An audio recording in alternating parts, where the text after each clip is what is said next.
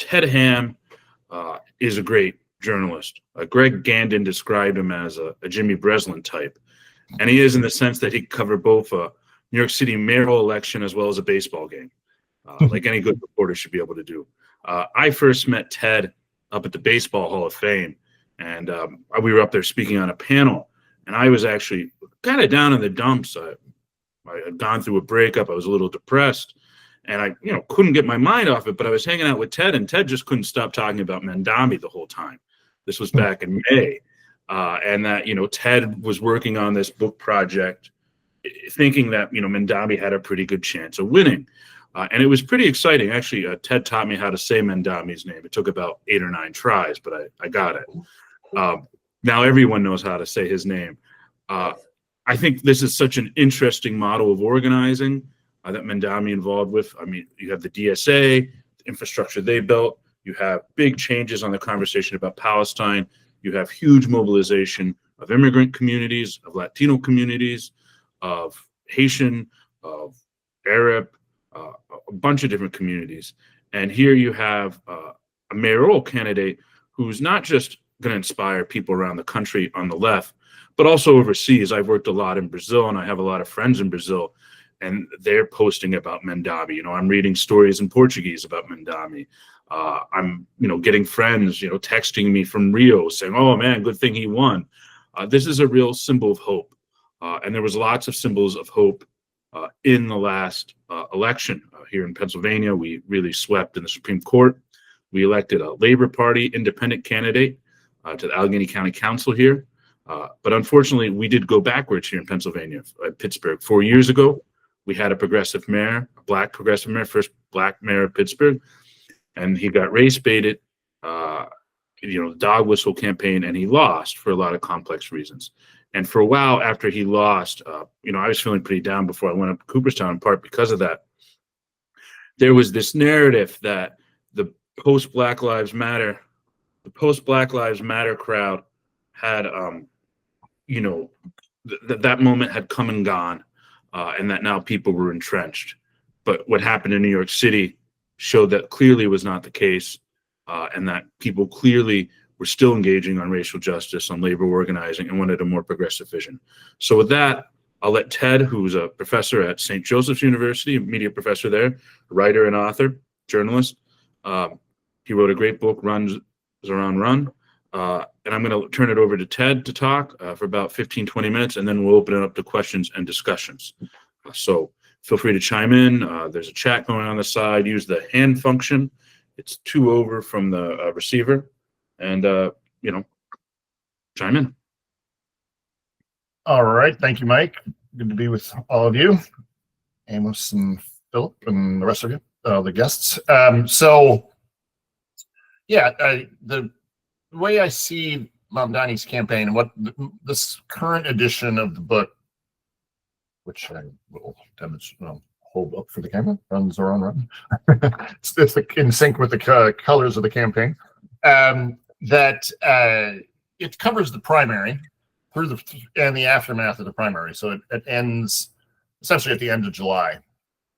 And I'm now working on a supplemental edition that will cover through the current moment into roughly Thanksgiving, I guess we'll cut it, is where we'll cut it off. So, but it works out that because the campaign proceeded in these 2 stages, it's a very different campaign than it was during the primary. So during the primary, some of the groups Mike was mentioning that came in, he brought into the coalition. There was a different coalition than the Democratic Party's traditional base. So the last time there was a progressive mayor, Bill de Blasio, when he won in 2013, there was nothing particularly new about his base. He rallied the traditional groups, older Black voters, Latino voters, white liberals, and he did, he ran on a progressive agenda, saying he was going to tax the rich in order to pay for universal pre-K. And then when he took office, he ended up pushing through universal pre-kindergarten without because Cuomo didn't want to tax the rich, he figured out a way to steer the funding that allowed de Blasio to move it forward. But that was a huge policy success, which we could talk about because Mamdani's building on some of the things that de Blasio did. But in any case, go back to this coalition question. He was bringing in lots of voters. There were not any of the institutional players in the Democratic Party. Didn't have any, except if you want to call the Working Families Party an institutional player. They represent sort of activists. They used to be more closely aligned with unions. Cuomo kind of targeted them and drove a wedge into them when he was governor. I don't really go into that so much in the book, but so Mamdani was bringing together activists and Palestine activists, but also pro-tenant activists. Then he was also targeting South Asian voters, which I think you've seen articles about that, and Muslim voters. This non-union working class voters, and he had a close relationship with the taxi drivers because he launched a hunger strike soon after taking office as an assembly member in 2021. So he had a good name recognition with the working class people of immigrant communities, right? And he's been sort of reaffirming those ties and stressing those ties. And if you saw his victory speech the other night, but these weren't the major players in the Democratic Party. The unions were not really on board. The only union that was backing him was the UAW Local 9, and that is graduate students essentially, right? So that's a very small group, but a radical group and very committed, right? That helped to provide volunteers and so on, but it's not a group that can mobilize tens of thousands of votes and bring and deliver. They can help do that via canvassing and so on, but they can't just go to their members and bring in huge numbers. But some of the unions sat it out, big unions sat it out, like DC 37, that's the city government union, staffers union, essentially. And the UFT, the teachers union, they sat it out. There was some reporting about divisions within the UFT.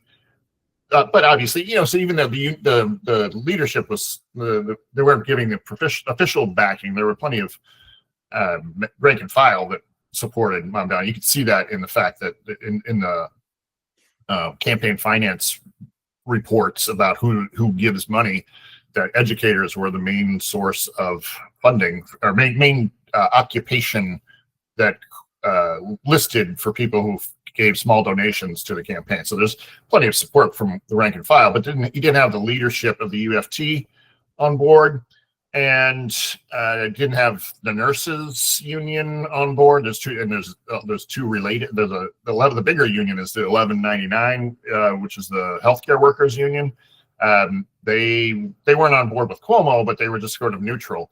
But then there were a couple of unions that were on board with Cuomo. The Hotel Trades Council, HTC, and 32BJ, building service workers.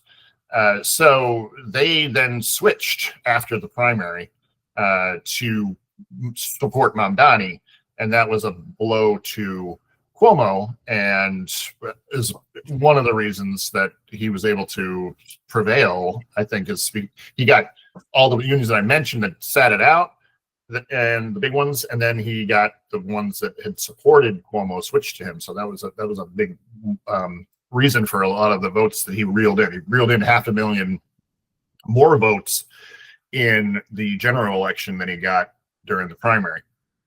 So that's something we could talk about. But going back to the primary, so he was mobilizing all these voters via his canvassers that reached 50,000. Was a number that was used. They sort of said it was more like, the DSA folks said it was more like 30,000 active volunteers, but they can count people contributing in various ways. So, and then I think they've doubled it now. The number they're using at least is 100,000. So that's a massive outreach operation, right? And I could go to a different room and grab an example if you want, but the campaign literature that they distributed was just really nicely produced, right? And one of the things that I mentioned in the book is that the stuff they were giving, unlike, sorry, so during the primary, when there's a lot of candidates, as there were for mayor, but also the other races, there you get in your mailbox, you get dozens of mailers, right? These glossy mailers. And instead of doing that, what Mamdani's canvassers were doing was leaving stuff on people's doors, right? So they would get into the building, and there's some humorous anecdotes about how they would figure out how to get into their bigger buildings and so on, look up people's age and sort of take it from there, right? Well, that person's probably more likely to be supportive of Mamdani. But then they would leave it on your doorknob in my apartment building here. So, coming home to that, I would actually see it, right? Rather than a pile of mail stuffed into my mailbox. And so immediately that would just stand out. So they were very creative. Everything all of their output was very stylish and eye-catching, and unlike stuff that was put out for Cuomo, which was just garbage, essentially. There's always this stern-browed. They continually use this photo. His spending groups that were supporting him, they continually use this photo of him looking very stern and wearing like a windbreaker, right? Like he's on the scene of an accident or a disaster or something like that, right? But he had no positive message of any kind in the primary, and he certainly had nothing affirmative to offer in the general election. It was all like Mamdani's, everything he's saying is not going to work, right? And it was all this negativity. He ended up doing better than perhaps many of us thought he would on Tuesday, but it was still a comfortable victory for Mamdani. But in any case, so I sort of traced the campaign from its early days when it was just a couple of people working on the campaign and going to people's homes to shoot campaign videos. They happened to go to a friend of mine's home in Staten Island. So the thing that he was doing was he was using social media, which I think all of us know that he was very skillful with that, using social media to get attention, and then using that attention to generate small donations. And the small donations contribute to the city's matching funds program, which is currently 8-1. There's some thresholds and criteria and stuff. If you want to go into it, I can tell you more. But so he was using the social media to get the attention, to get fundraising. And then once he reached the matching funds threshold, he had lots of money to pay for those campaign materials and send the canvassers out, and so on. So it all kind of worked together. But then at the same time, they were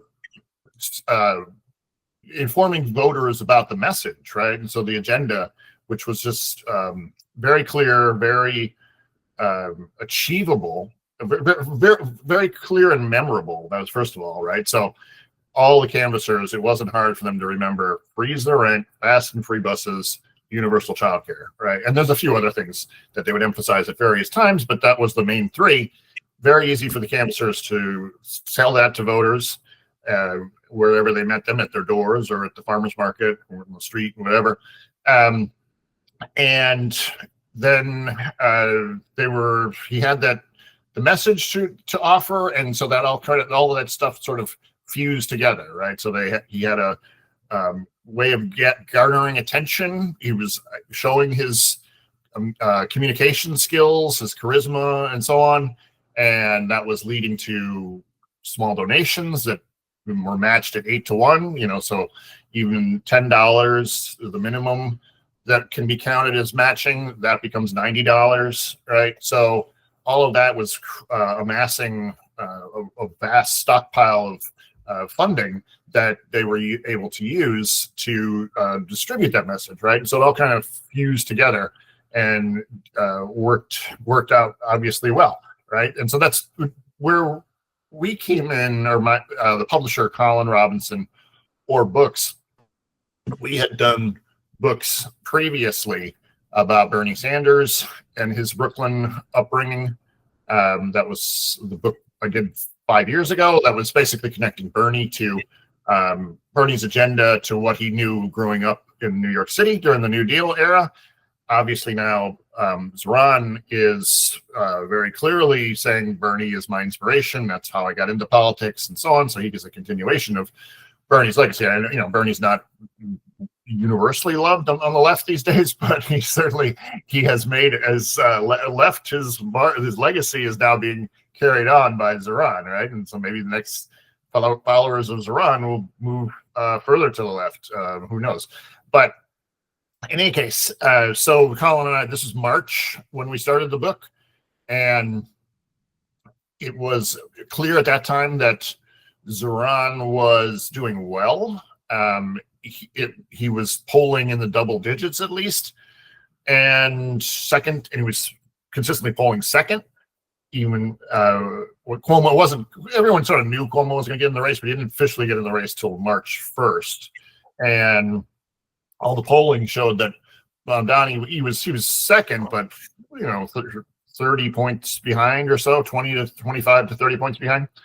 But we could see that he was going to make his mark at least, and that he would do well, and and that because he was already using social media, getting a lot of attention, we said, okay, well, this guy is going to do better than any socialist has done running for mayor, or any leftist in recent memory. I mean, De Blasio was a progressive liberal.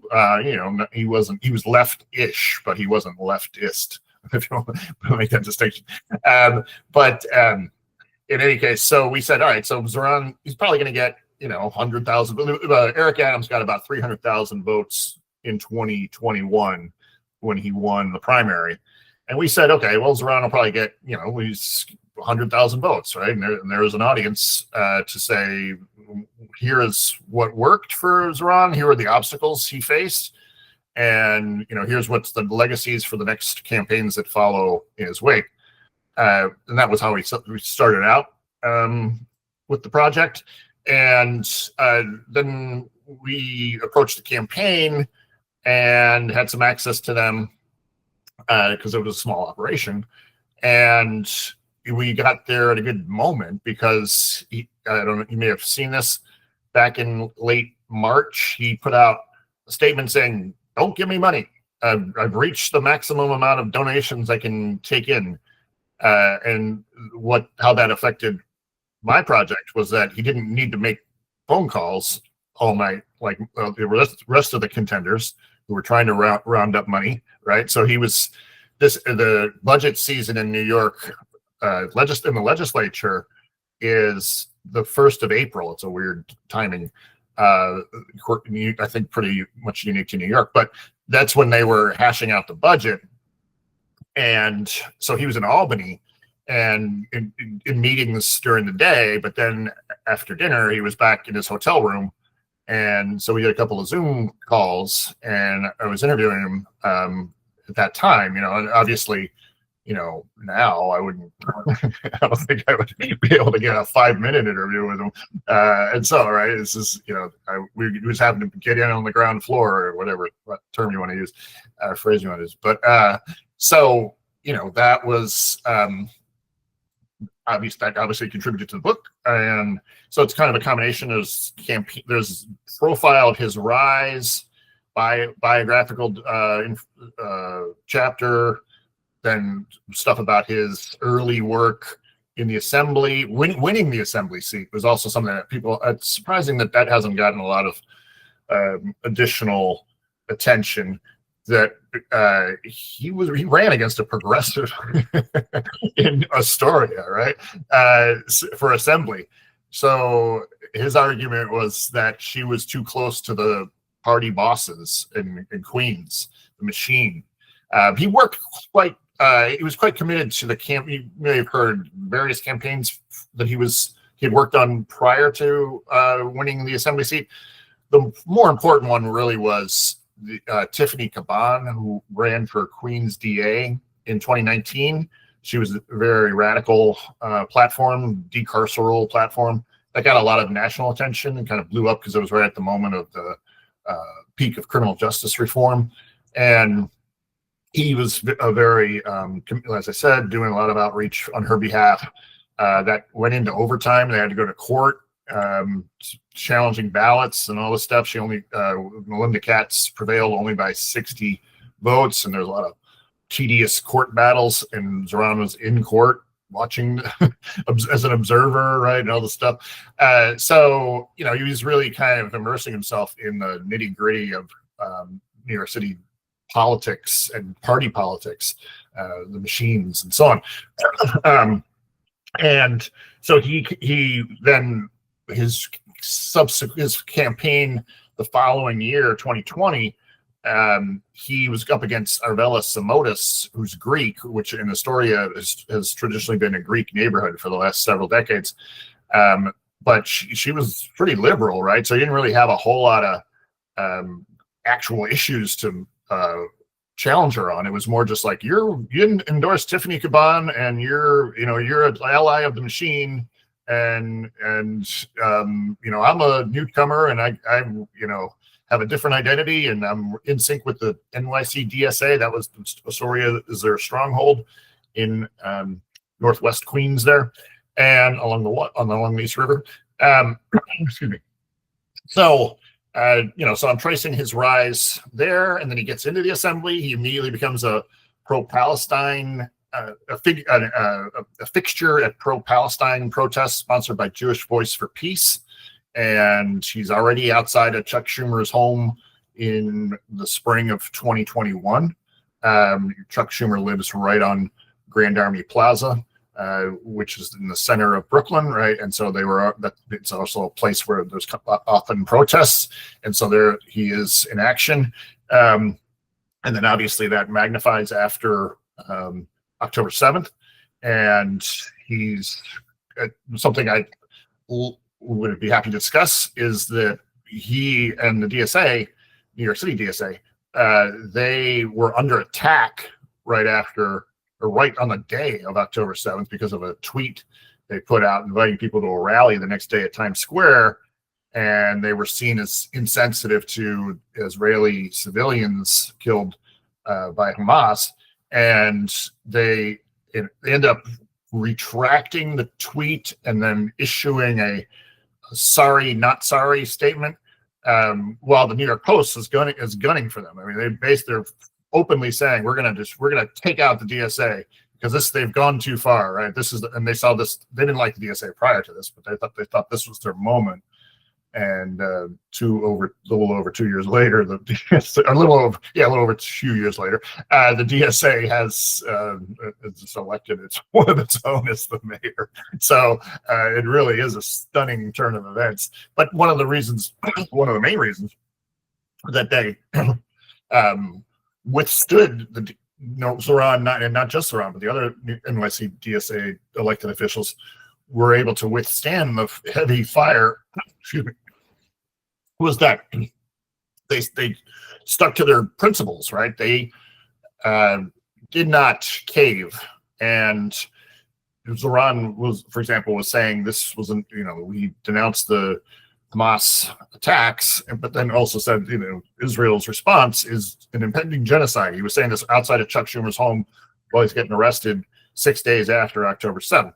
So he, as I've pointed out in other conversations, that this obviously was the right line of argument, but it also could have easily blown up, right?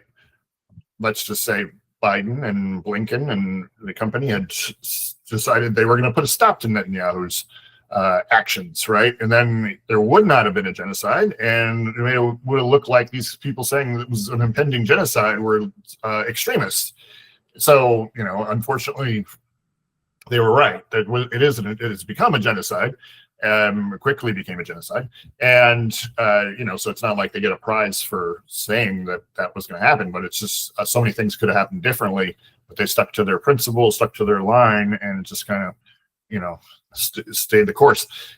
So that obviously becomes an issue that plays out in the primary, and he was able to weather the incredible storm of attacks that he faced, starting in May, right? Really starting in mid-May, after it was clear that he really had strong traction and really was a viable candidate. And that's when that stuff they really came at him. It was the New York Post, but also the New York Times, and also Politico, their New York outlet, wields a lot of influence. So he was taking the heavy fire, and Mike, I think you said you liked the line "trial by dumpster fire." So yeah, trial by dumpster. That's what it was, right? And so it's some of the things I'm tracing in the book. All right, so I've been talking too long here, so let's open it up. So let me. I want to ask one question, and then we'll open it up to the readers, and then I think Amos has some questions he would ask as well. I was watching. There was a really Zato, the news platform, had a really great live broadcast from there. Rashid Hassan, who's a British Muslim, was on there. Prem Thatcher, who's Muslim from North Dakota, was on there, and they were ecstatic. I mean, just ecstatic. And I do think it's sort of ironic that Dick Cheney died in the morning, and by the time, once he was gone, the door was open for the Muslims to take over New York. I mean, people were joking about this. But, what I found really interesting about his campaign speech is, I think in the 2016 election, there's this big debate about class versus culture, or what some on the left would say identity politics. And there was this big debate, I think, that got really drawn out for a while, particularly during the Hillary. And when you watch Mamdani's speech, right, he said, I want to thank the Yemeni bodega owners, and I want to thank the Mexican abuelas and the Senegalese taxi drivers. And I don't even know where this Steinway place is, but I keep hearing Astoria. That's Astoria. Yeah. Yeah. And he was able to really combine the class and the cultural elements. He gave a shout out to trans folks in a way that I think sometimes the left has been awkward about. And he was really able to go in and mobilize a lot of immigrant communities. Could you talk about that a little bit? Right. Well, yeah. So he doesn't Bernie tends to be more. Bernie really only wants to talk about class issues, right? And but he does influence how Mamdani discusses issues. He's talking about universal, essentially universal proposals, right?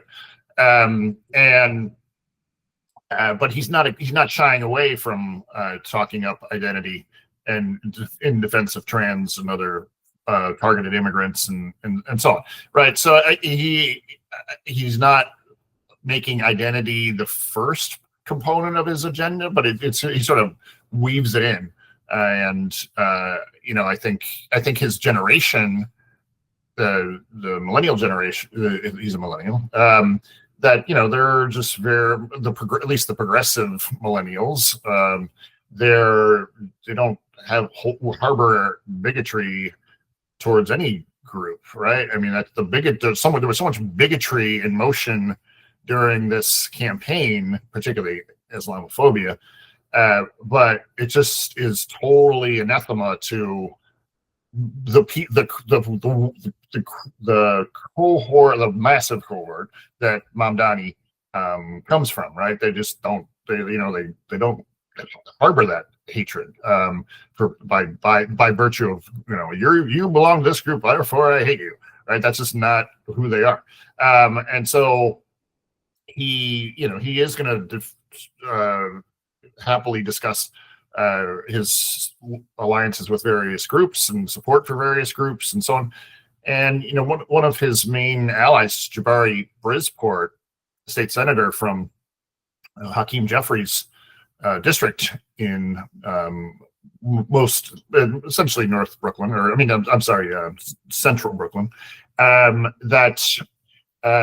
he's gay, and so is Chi Osei. You may have seen that some of the stuff he's put out on social media, but they don't even really talk about that. in ways, and something I don't really discuss this in the book. It's something I've thought about. It's just this next generation of politicians. They're very comfortable just presenting themselves as politicians. As I'm a leftist politician. I'm DSA. I'm in this case, OSA recently joined Bridgeport, and the other DSA is a member of DSA, right?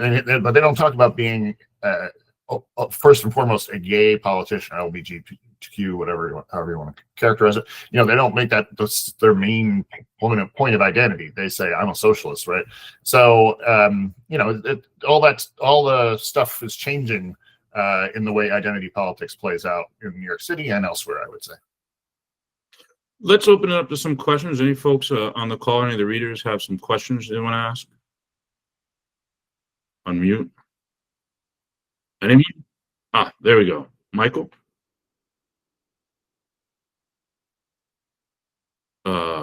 Did you unmute it, Amos? So people are going to have to unmute themselves if they want to ask a question. I also invite you all to. Yeah, okay. I see a hand in the. Yeah, go ahead, Michael. Can you hear me? Yes. Yeah. Okay, good.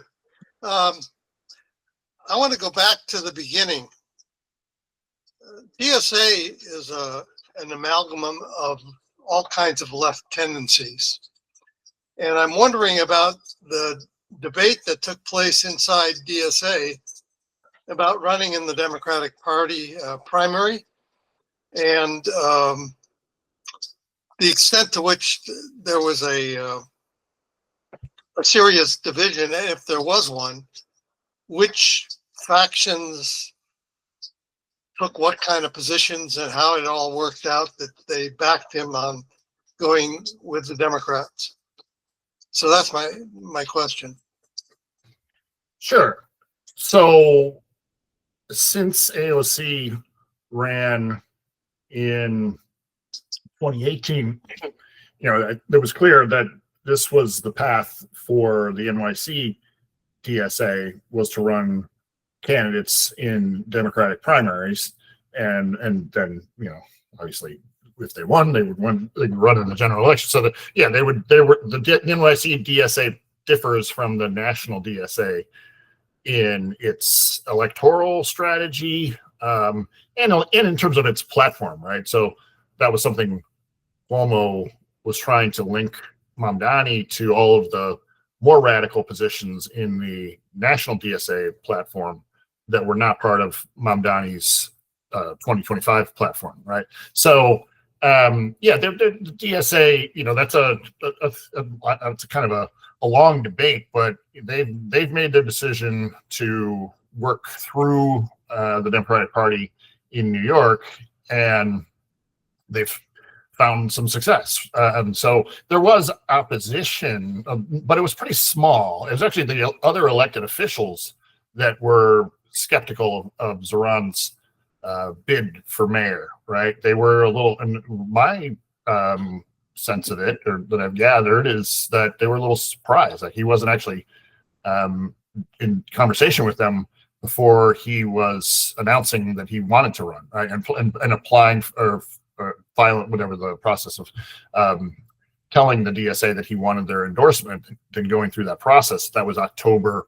That was just only a year ago, really, over a year and 1 month ago. It played out in October of 2024.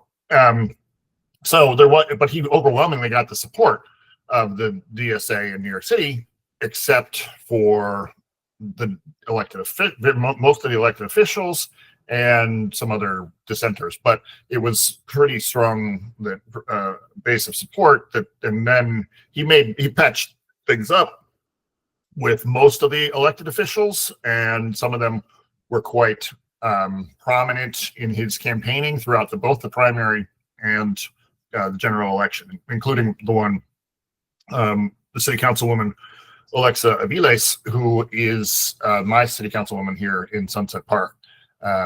We also have one of the assembly members, Marcela Matenes, here representing my neighborhood. So they were all sort of, they came on board in various stages, the other elected officials, but I don't think there was a whole lot of opposition among the greater number of DSA folks at the time, right? It was only 6,600 back in October of 2024, which is pretty staggering to think that this group with only 6,600 members drove this campaign that ended up getting nearly 500,000 votes in the primary, and then over 1 million votes in the general election. Obviously, that they had other partners in that process, but that's a pretty impressive achievement. Well, just Ted, one other brief question. Did any of the building trades unions come around to him? Yes, they did after the primary. Yeah, 32 BJ. Ted, I have a question. You teach journalism at St. Joseph's. What was it like being in the classroom during this? I mean, what was the reaction of your students? Well, it's interesting. I wouldn't say we have small classes, and I wouldn't say it's a huge cross section of people that we bring into our classrooms, but they tend to be more from outer borough, what we refer to as the outer boroughs, neighborhood residential parts of Queens and Brooklyn. But I showed them the launch video, the campaign ad that when he rolled out the campaign in late October, and they were all like, "Wow, this guy's cool." He's got this new identity, wearing his long South Asian shirts called kurtas, and it's very stylishly produced, and a younger face than my students typically. When you're 18 or 19, 20, you think of politicians are going to be old people, or 50 or more older, or whatever it might be. Anyone over 40 seems old, I guess, near that young. But he was clearly much younger than everybody else that they had seen, and they were like, "Yeah, that's good. Let's tell me more, or let's hear." I wouldn't. I don't know. I know that at least a few of them were excited about Mamdani. I don't know if they voted, but I know that as the campaign continued, I know they were following it. So that's just a very small sample size, but yeah. And let me ask you about that. You brought up the campaign ads.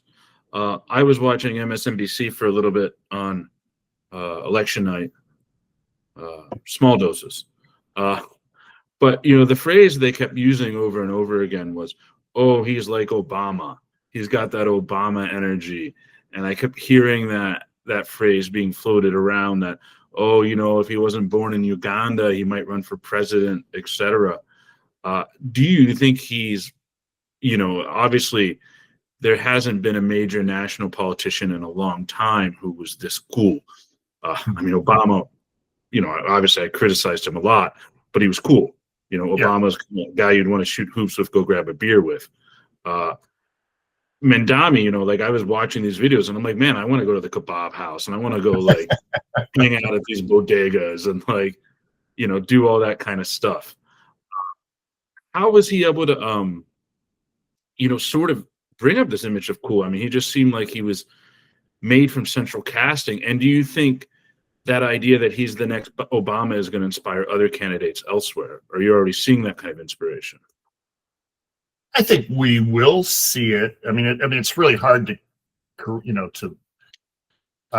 create charisma, to be such a skilled communicator. A friend of mine who writes speeches was saying, the guy never says which I know that I do because I see these transcripts of my podcast.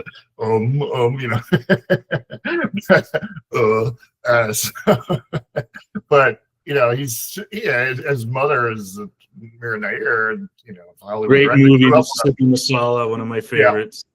So he grew up around entertainers, actors, and clearly has chops. It's really hard to say there's going to be people as skillful as him. There will be people certainly committed. There will be people who share his views and values, and they'll try, and then some will succeed. There's no question that it's not like he's not a unicorn in that regard. So I mean, I think the Democrats are they're going to try to just capture the sizzle without actually matching it up with an agenda. They don't. That's not something they're interested in. Even Hakeem Jeffries said that the other day. He was asked, is Mamdani the future of the Democratic Party? No, right? At least he's honest about that, right? Do you think Jeffries now could face a serious primary challenge? I mean, obviously he's the minority leader. There's a lot of left. Do you think? This could really? That figure I mentioned before, Jabari Brisport, is the state senator who's a close ally of Zohran. That's his same district essentially. The congressional districts are the map is a little different, but it's largely in that same part of Brooklyn. So yes, we'll see. We'll find out. We'll find out soon because it's coming up. It's already going to be 2026 before we know it. So I never quite understood Jeffrey's I kind of understood his national calculation, like, oh, we don't want to be too left. How that's how they see it. But I didn't understand why he thinks he's so comfortable. Why he can view himself as a safe seat when it's not. And he clearly lost. There's nobody is saying, oh, this was a victory for Hakeem Jeffries. He came around with his tepid 11th hour endorsement. And I heard a reporter saying the other night, so on this past Saturday, Tish James, who was a very important ally for Zohran, and she's under the attack from Trump's DOJ. She's a very popular Black Democrat in the city, very popular with older Democrats generally. And she brought Zohran to a Seventh-day Adventist church in Fort Greenish. I'm not sure exactly where, somewhere around there, in Brooklyn. And so it was a large event, and the reporter was saying, "Oh, I was there, and all of a sudden I saw this figure coming down the street." And I'm like, "Is that Hakeem Jeffries?" He kind of went into a side door of the church and just wanted to sit in the back and watch. It was like a really weird anecdote about one of the most powerful figures in the U.S. politics, trying to lay low at this church. And it was like, what is he doing? I don't know. What is his strategy here? I have no idea. I mean, it's just like, get on board, and what's the holdup? So we'll see what happens in the coming weeks. We'll get some clarity about whether there'll be a challenge and who it will be. Phil, do you want to ask a question? Yeah. So I was a little interested in the fundraising thing. So there is an 8-to-1 match. Yeah. And so you said like he cut off fundraising once he hit that limit, whatever that limit was, right? You Yeah. said no. So do you think that there's, this is very specific. I mean, this is specific from funding thing in New York, but do you think I did see like they spent so much more against him, like they didn't do matching. But do you think there's a lesson in that about how could it be liberating to campaigns, because fundraising is the least, like, no one really likes doing it. No one likes getting those emails with those, the world's going to end subject line because it's we don't make our quarterly deadline, Yeah. Do you think there's something that progressives can take from that of like, what if we just hit a limit, we cut it off, and then we're just like, and they can just message in other ways instead of like saying donate, donate, donate. Is there something there? Well, I mean, the thing with New York though is it's a expensive media market, and just the cost of living is such that you're not going to get good staffers if you're not paying decent wages and or salaries or whatever it might be. So you needed. The 8-to-1 matching funds really enables a small scale campaign at the outset that doesn't have deep pocketed donors. I mean, he did get some maximum contributions, but they are $2,100, and only I think 175 of that is matched at 8-to-1, right? So. It's definitely a good system. It's been around. David Sirota was touting it and saying this really was what made Mamdani successful, but it's been in place since the 1980s, and it wasn't created by progressive. It was Ed Koch, because there were scandals with the party, the Democratic Party. It's called the City for Sale scandal that Wayne Barrett and Jack Newfield, famous investigative reporters, uncovered. But that led to this creation, this matching fund system. It's changed over time, what the thresholds are and what the max is, and how much it's matched, and so forth. But but yes, it Mamdani to run a very grassroots campaign, and it would be great for other places to adopt that type of system. And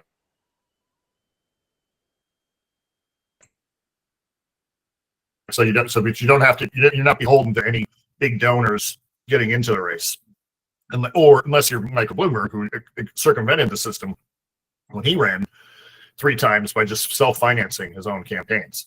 But then the outside money, unfortunately there's no limits on that, because it's Citizens United. So the groups that were spending over $30 million, well, I think it's well over $30 million actually, by the time it's all calculated. They're, just this endless stream of funding from the 1%, including Bloomberg and the Lauder family, as in Estee Lauder, and Airbnb guy who's a Musk acolyte, and so on, right? So you can't stop that flow of money, and they are able to send out lots of ads. They can pay canvassers. They can do everything a campaign can do, and they can't coordinate with the campaign, right? But everyone knows there's there's a lot of back and forth, right? It's just you can't do it openly. Anna, you have a question? Hi. Yeah, I just had, I've been thinking about the campaign a lot through my aunt who's in New York. She's in a rent stabilized apartment near Lincoln Center. And she's been the lead of a canvassing group. She's long been a canvasser. Cool. But of a canvassing group in that area. She's 84. She's been in this apartment for 50 years. And she was always a Democrat's Democrat. She has multiple pictures of her and Hillary Clinton in her apartment. And she went so hard for Zohran. She actually didn't even come to my wedding in September because she was doing stuff for his campaign.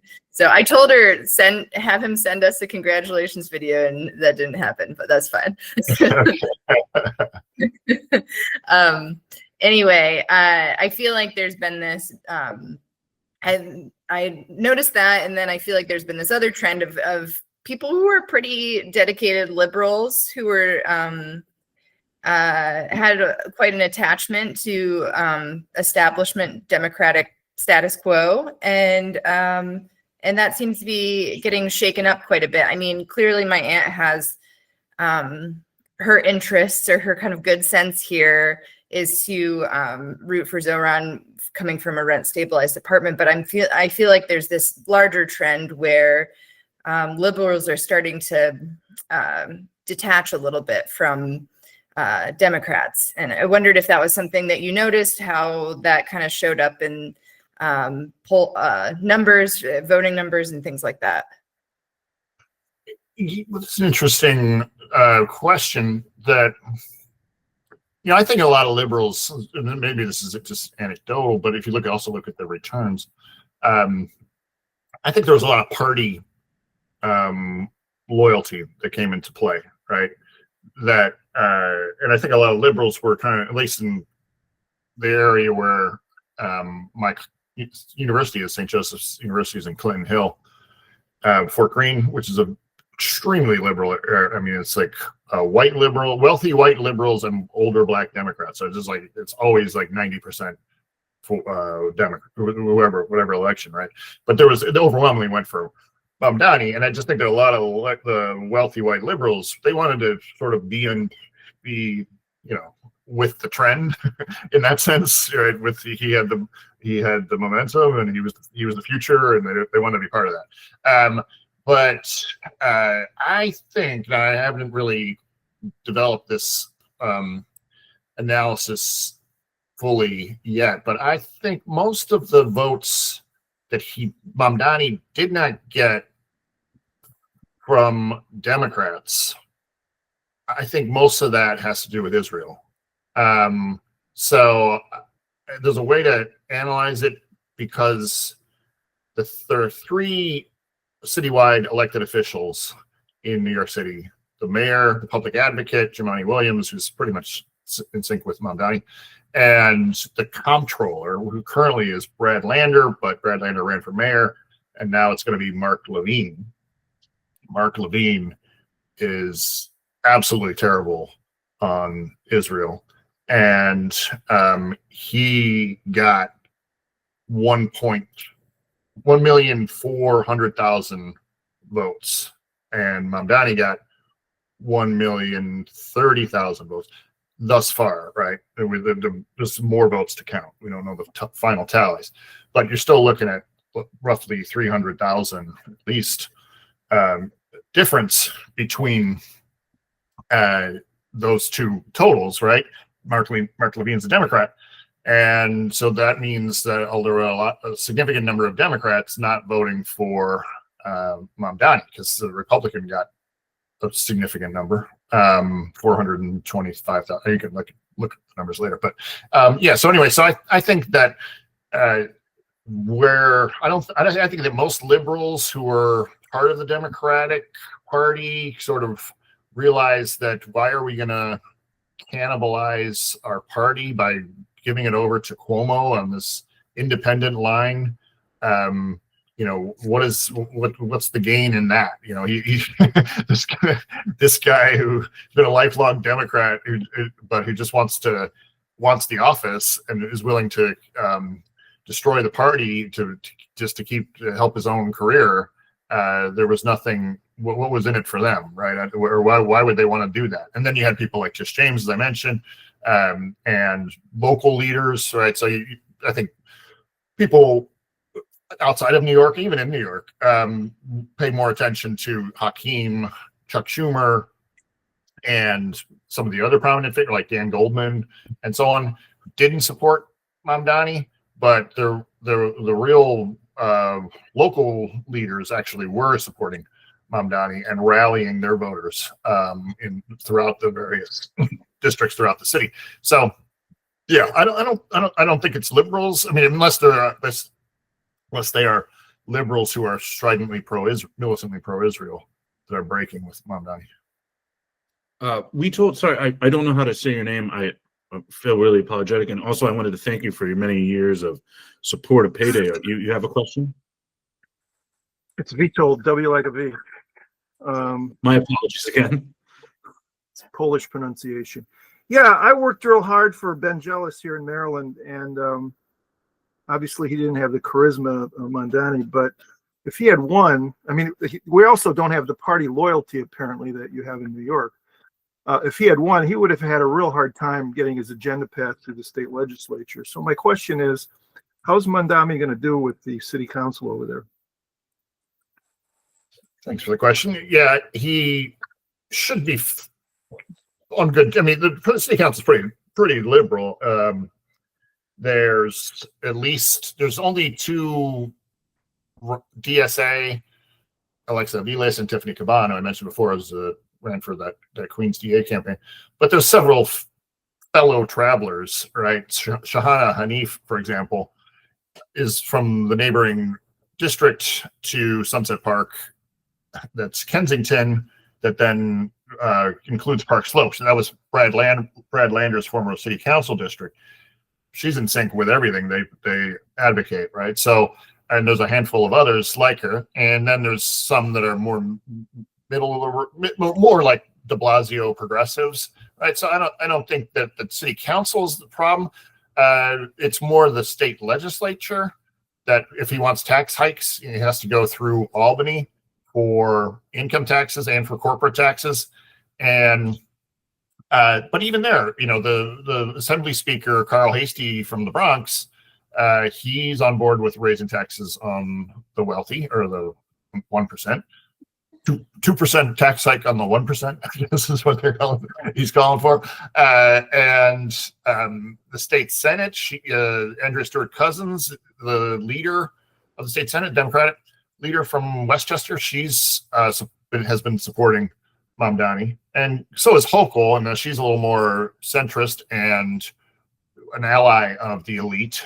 So but if he has enough momentum, they can override any veto, and so on. So I think that's his wild, or that's the X factor now, is his level of popularity. Is 1 million votes, and a good portion of that is a passionate voters, right? Not just the ones who are saying, well, he's the Democrat, let's support the party.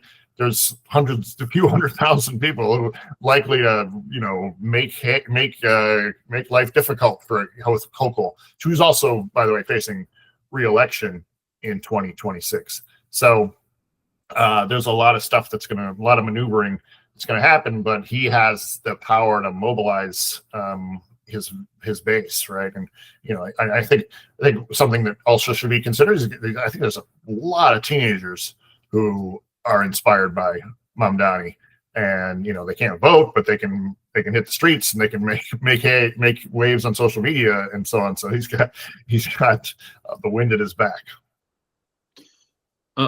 Amos, I think you had a question. Amos, Yeah. letter. Well, here I've got a lot, but I'm gonna pick one. You can ask several. I mean, if any of the readers want to chime in, please chime in. Anybody chime in whenever they want. This is a really interesting discussion. We're unpacking a lot here. This is good. Yeah, I think I wanted to return, Mike, to something that you brought up with your first question about sort of class politics and identity politics. That while Mamdani has talked about identity issues, all of his major positions and policy that I'm aware of are universal rather than reparative, as in they're not focused on special programs for historically oppressed groups, but rather universal programs.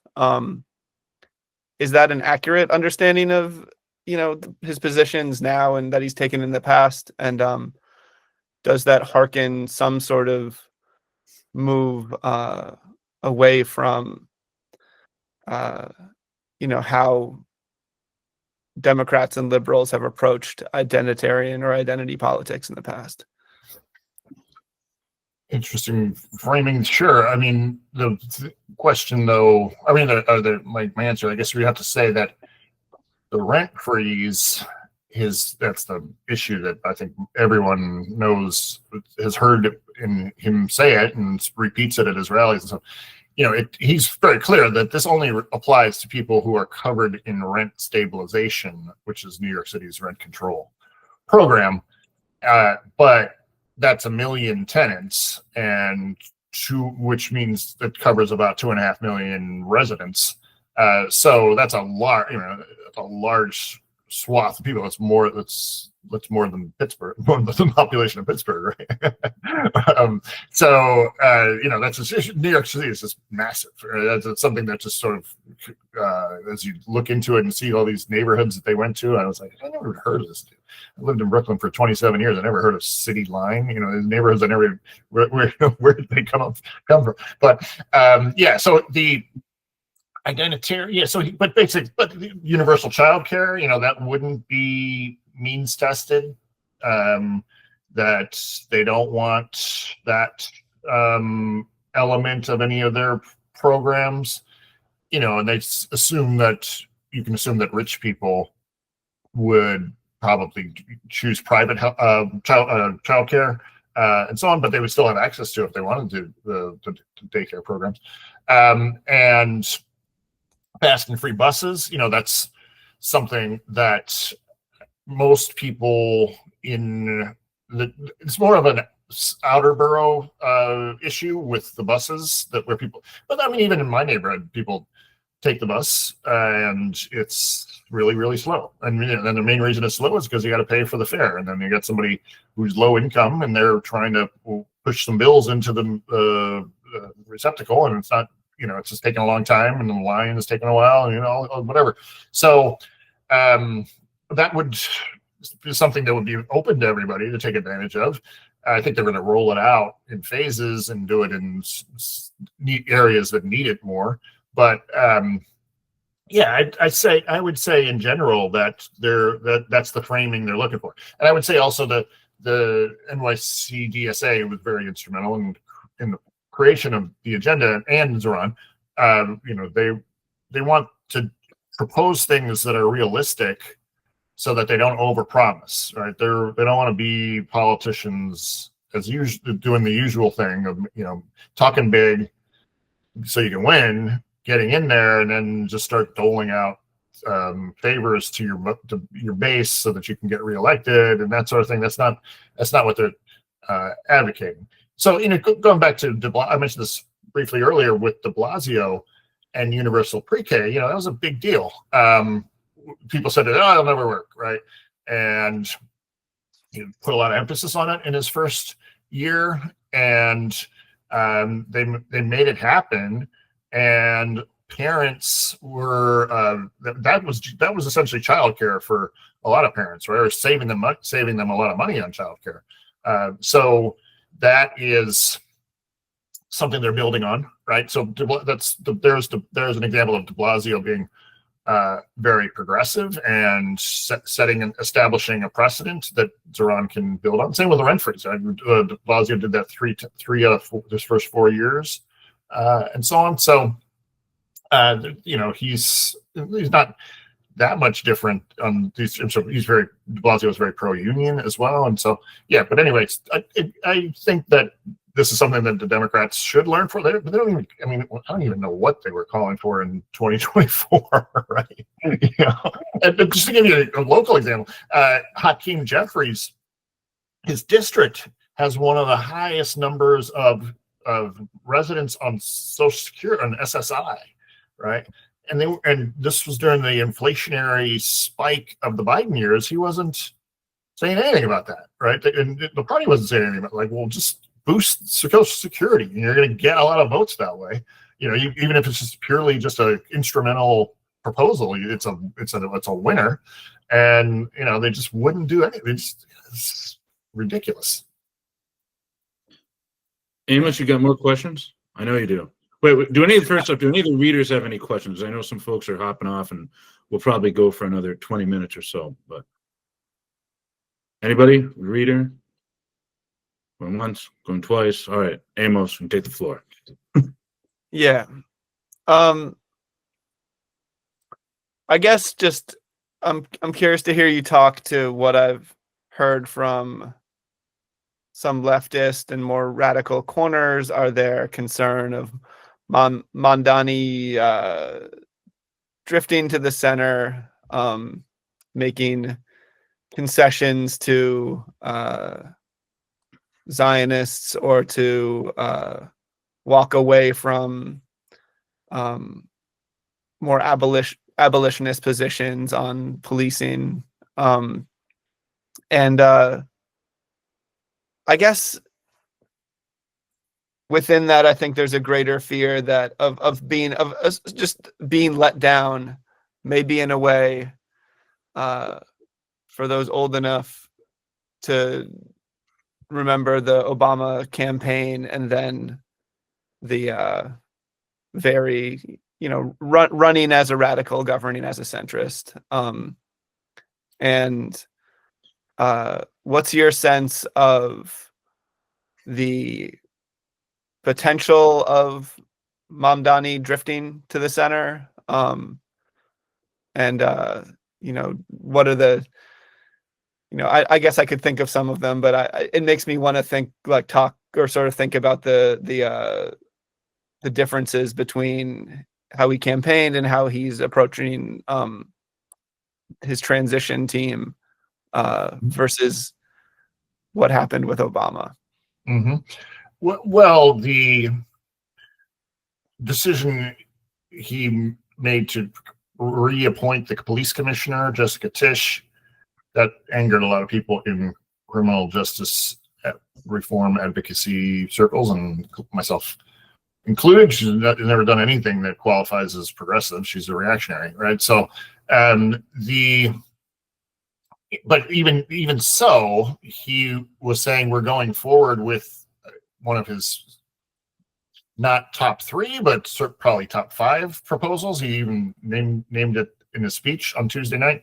We're going forward with the Department of Community Safety that will bring mental health teams to deal with people in emotional distress and on the subway, homeless people on the subway and elsewhere, and so on. So that's something that the NYPD diehards don't want, including Ray Kelly, Bloomberg's commissioner, hardline commissioner, stop and frisk, who oversaw stop and frisk and Muslim surveillance and so on. He said this is defunding by another method, right? So it's the defund. It's sort of like when you look at defund, I think there were 2 main camps, right? There was the abolitionist view, which is basically zero out the police budgets, right? And then there was the reallocate funding view, which was mental health teams and other ways of addressing these issues is the way to go. And that's where his agenda falls, right? So he's in that, pushing this Department of Community Safety. So I think he's going to certainly want to follow through on those 3 main items: the buses, the rent freeze, and the childcare, because he wants to get reelected. And even if he doesn't fully succeed, but starts moving in that direction, if he starts rolling out more free buses, and I don't think people are going to say, "Oh, you didn't make every bus free, so I'm not voting for you in 2029." But if as long as they see that in motion, they'll cut him a little bit of slack. But I do think he does have to make something happen to fulfill his agenda, and he hasn't backed down from any parts of his agenda in any meaningful ways that I've seen. It's like, yes, it's troubling that he wants to keep this police commissioner, because that's the one she is from the 1%. The notion that she would be on board with the affordability agenda is absurd, because she wears couture to press conferences and so on, right? So she's in and of the 1%. But we'll see how this plays out. She also has to accept the offer, and many people think she's vying to run against him in 2029. So there's a lot of maneuvering behind the scenes. Yeah. Do you have any more questions, James? Well, this one's kind of stolen from you. And this is also sort of the property is theft, right? You can take whatever you want. Yeah, we are Proudhonists here, I guess. Yeah, Ted, as a journalist, I know that Mamdani was pretty selective about what interviews he was taking, and I was talking with Mike about the sort of risk versus reward of engaging, especially more hard-hitting or tough interviews, versus spending more time on social media with influencers or other types of popular people that would give him a bigger platform and not the risk of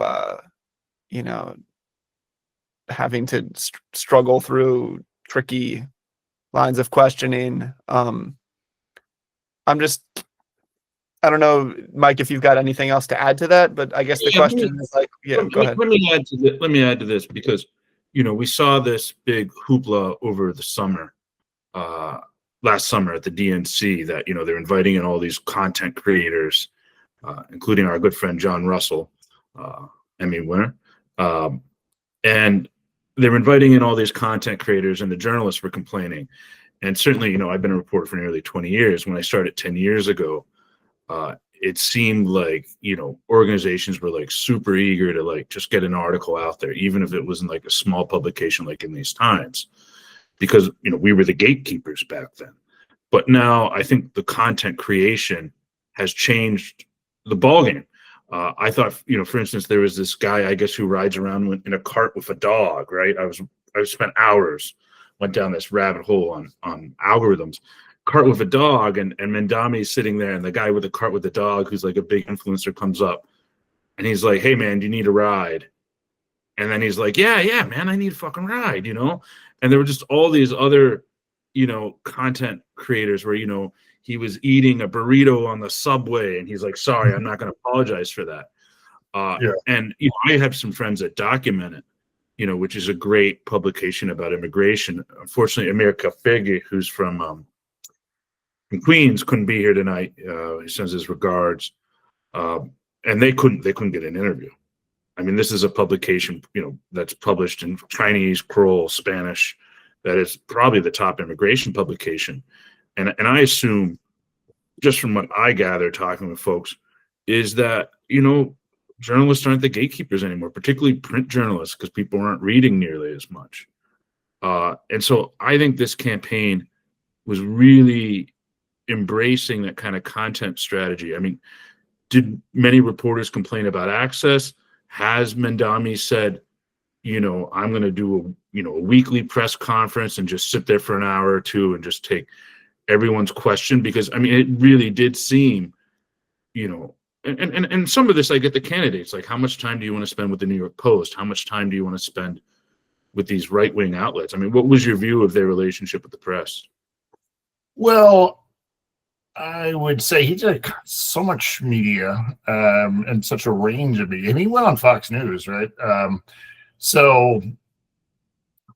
Yes, but he did a press availability for new media recently, and it just became. But my sense from talking to reporters who I don't really cover the press events, right? I don't think you really gain much from going to the same event that everyone else is, right?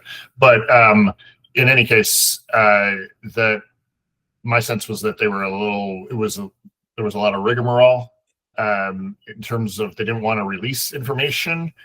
But part of that was a security issue too, right? They didn't want these maniacs who've been harassing him at various events to know where he would be in advance, right? So they kind of kept a lid on what his schedule was and that sort of thing. So that created some grumbling among reporters that I heard about. But in terms of, there were so many reporters in town. I spoke to many from particularly the European reporters in town that, they were saying it's just a lot of a huge entourage getting access to him. Now that's at the late stages of the campaign when there's a lot of international attention. I think this was again a matter of the primary versus the general election. Excuse me. And in the primary, Andrew Epstein was his communications director, and he's a main source of anecdotes from my book. And he then told us shortly after the primary, he's like, "Yeah, I'm the creative director now, and you know what? I'm happy about that because I don't want to fucking deal with Jake Tapper and the CNN team, right? And their producers and all that level." Here was Andrew, who was with him from day one, with Zohran from day one, and doing a lot of the creative stuff that caught fire and put Zohran on the radar and so on. He then was able to shift to become just work on the creative stuff. But it was much more a grassroots campaign. I had access to Andrew that I don't even know. I don't even try to send questions now because I know I'm not going to, it's just a waste of time. There's just a pecking order, right? That's just kind of how things work. And I'm sorry to hear that about Documented, because I think they probably certainly would have had access to him during the primary, but now it's just kind of like the next level of they have to gauge the reach of each of the outlets that they speak to and that sort of thing. And they probably assume that Documented's readership is already on board with their campaign and that sort of thing. So there's a lot. I can't speak to the calculations because that's just my speculation at this point. Anna, you have a question?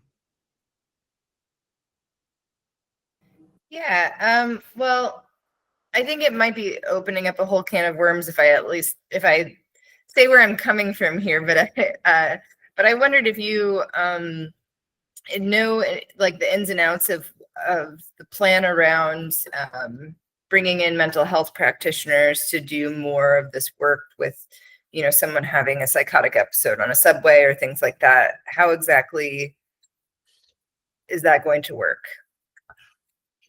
I would need a refresher. I looked at this. I haven't looked at it recently. I think it's pretty clearly spelled out though on his website and his platform. But it Okay. is licensed, a team with at least one licensed person and something like that. I know they've talked about, so in the subway stations, particularly after the pandemic, used to be a lot of stores in subway stations mostly in Manhattan, that are in part of larger buildings and so on. So a lot of storefronts that are empty, and he was talking about using those as outreach centers, or places where they could transition people from the subway to this center where they would meet with mental health outreach people and so on, and that kind of thing. So yeah, I don't want to go into the specifics. I can't really describe it in detail. Sure. I'll just do my own research on that one. But yeah, it's always been so separate, mental health practitioners and police. Even if you work in an inpatient hospital and someone, who has psychosis, who's being violent, you call the security personnel, or you call the hospital police or whatever to come up, generally speaking, like that, if there's something. That's an issue. Yeah, I mean, Right. It is an issue. Yeah, that I'm not an expert on this stuff. Yeah. But that's just been such a separate thing. So I'm very curious about how that he wants to have that work out. Yeah. Yeah, I mean, I think there are legitimate questions. You're leaving it up to this dispatcher to assess whether this person is violent or not. How can they really tell? So then they have to make the call, or make the decision whether it's a 911 or it's a police matter, or it's this mental health outreach team. So it's an easy process to figure out, but it's moving in the right direction. Yeah, good. I have a question, Ted, and if you got to get going soon, let me know. We could go for a little bit. We're going 8:30 would be good. Okay. One of the things that really struck with me is that Mamdani did this big scavenger hunt all over New York, and it seemed like there was a real culture of fun. And I think of the Gail Garcia Bernal movie No, about the 1988 plebiscite against Pinochet in Chile. And Gail Garcia Bernal, he's like the ad man, and like the leftists are like, well, let's make our ads about all the people they massacred and all this stuff. And, and Gail Garcia Bernal is like, no, you got to like make it like happiness is coming, man. That like when we get democracy, you're going to like, meet someone, fall in love. I mean, Lula did this, when Lula was running for office at one point, he said, his campaign motto was vaccines, beer, picanha, which is a nice steak. Everyone's going to just drink and be grilling all the time. Lula really tried to encourage this sort of fun atmosphere, and it seemed like it was like fun and hip. And so, I mean, could you talk a little bit about the scavenger hunt and how they were trying to create like a culture of fun? Yes, this was the end of August, not typically a time when many people are often away in New York City in August, but they got a lot of people coming to the event. Yeah, they were creating a culture of fun. They were connecting it to New York City history, which is actually a very unique thing in campaigns, right? They've really been. I don't know if you've seen these videos where they talk about a famous figure from New York City's past and then connect it to some of the issues that they're trying to address now.